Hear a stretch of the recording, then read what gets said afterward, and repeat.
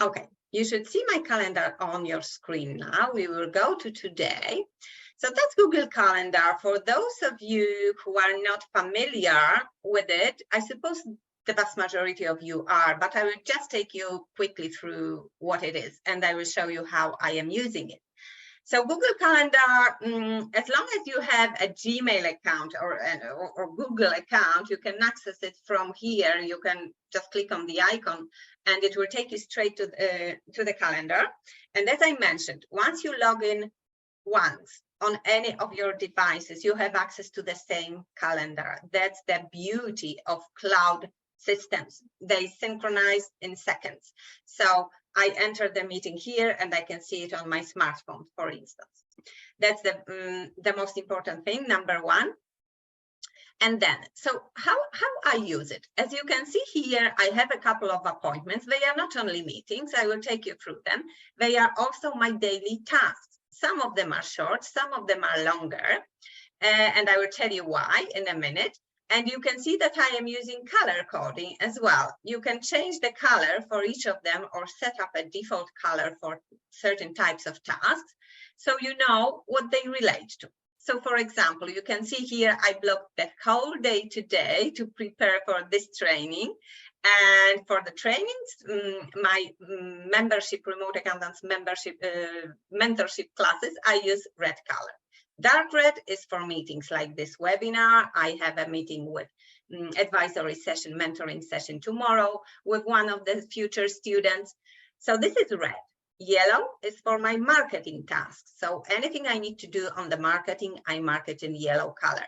This orange, I am a member of a certain community as well. So here are the meetings and appointments with this community. And green are for my private appointments. So yesterday I collected my sons from the airport. They came back from a visit to our granny, and I blocked the time that I needed because my calendar is connected with my appointment scheduling software and also with my Zoom.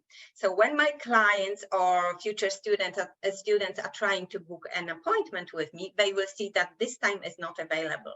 And I do not need to go into the Zoom or into this scheduling software to block the time. I do it here, and it is synced throughout all the software. All right. And if we go back 1 week, you can see that I blocked full day here as well to work on marketing. And in the lavender color and dark violet, these are my practice work. So I work on accounts. I meet with my accounting clients. This was one of the meetings, or prospective clients. And yellow is for marketing. And you can see here different colors, and green are my personal appointments. And one important note here, don't overload your calendar, because I used to schedule every single task every by the hour. And one day I found myself in a situation when I opened my calendar, I was just overwhelmed with everything I needed to do for this week. So just try to take it step by step. So what I do now, I schedule the most important thing. And another thing is that if you fill up your calendar completely, your clients or future clients will not see any available appointments in your calendar, because the time will be blocked. These applications work in sync. So in this case, I suggest just to mark it at the top like this one. So I know that this week I am working on something I'm going to tell you later on. It is going to take me the whole week, but I do not block my whole calendar. I put it at the top. All right. And next week, I freed up my calendar. It's pretty clear because I'm expecting some calls with my potential clients and future students, some mentoring session. So I keep it nice and clean so they can book the appointments with me. And this week, you can see it is entirely blocked. I will be traveling for the whole week. I will be working, I will do some work. However, I will not be available for meeting with clients and my future students. So what I tend to do when I travel, yes, I'm able to work from any location, but for meetings or webinars, I do prefer to quiet space, and I prefer to know in advance where I am and if the space around me is suitable for a meeting. So when I am on the go, on the road rather, I do not schedule webinars or one-on-one meetings. So I block my calendar. All right, so that's about my system. And now, how do you set up, how do you schedule tasks? So in this calendar, you can see two types. This one is a task.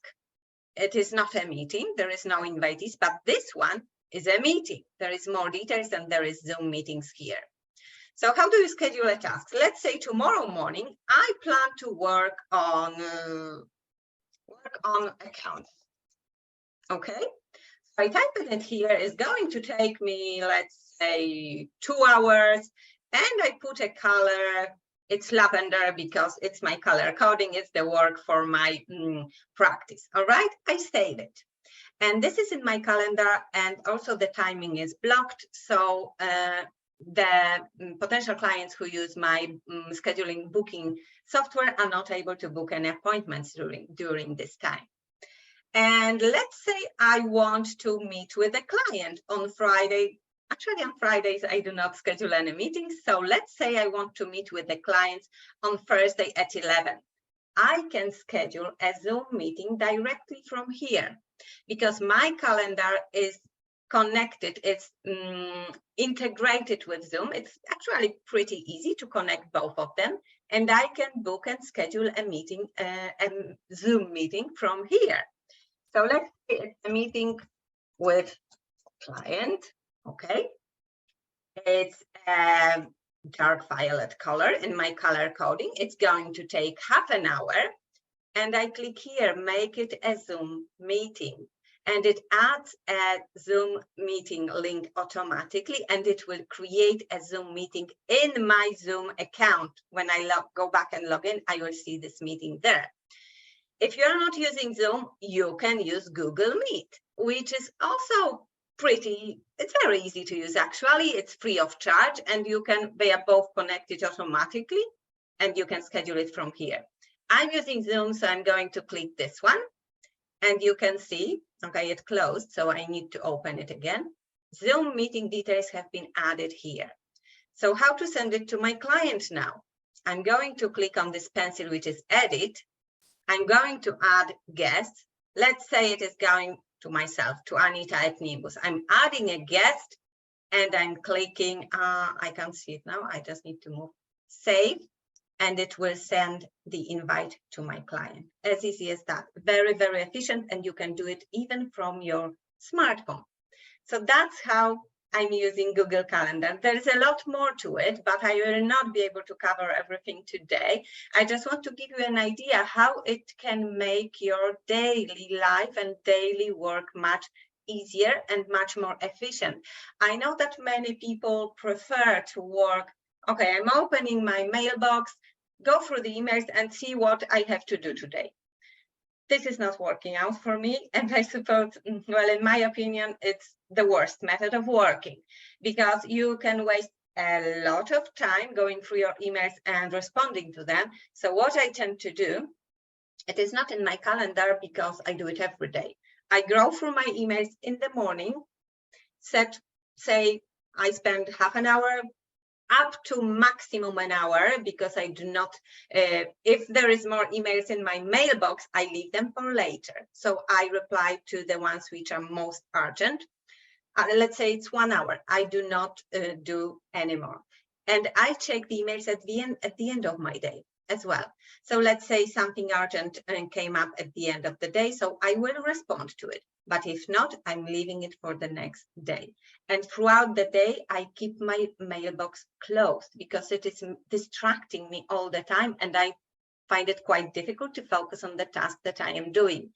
Remember, human brain is not made for multitasking. It's a myth. It's not true. It's physically and medically confirmed that human brain can focus on one task at a time. Right? So you are fooling yourself saying that I can multitask. No, you can't. You will always you will not be able to do one job 100%. Okay. So it's just a tip about the calendar.